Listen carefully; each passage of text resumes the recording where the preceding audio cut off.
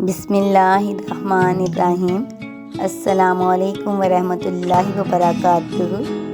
آج ہم اللہ کی پکڑ کے بارے میں جانیں گے۔ اللہ کی پکڑ۔ فرعون کا دریائے نیل میں ڈوبنے کا کوئی پروگرام نہیں تھا مگر ڈوب گیا۔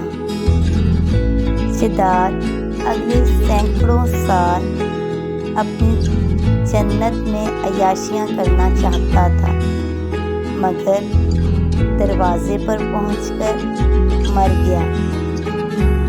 نمرود کی پلاننگ تو کئی صدیوں اور حکومت کرنے کی تھی مگر ایک مچھر نے مار ڈالا۔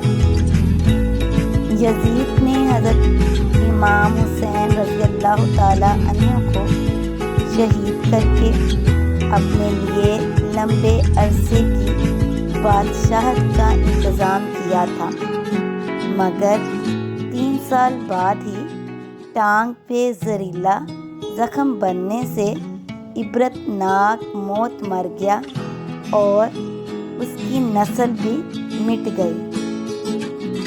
ہٹلر کے ارادے اور بھی خطرناک تھے مگر حالات ایسے پلٹے کہ خودکشی پر مجبور ہوا۔ دنیا کے ہر ظالم کو ایک مدت تک ہی وقت ملتا ہے، پھر جب اللہ تعالیٰ کی پکڑ آتی ہے تو دھن، دولت، طاقت، قوت، رسائل کچھ بھی کام نہیں آتا۔ سارا غرور، گھمنڈ اور تکبر یہیں پڑا رہ جاتا ہے۔ کچھ جاتا ہے ساتھ تو اعمال اور کردار ہے۔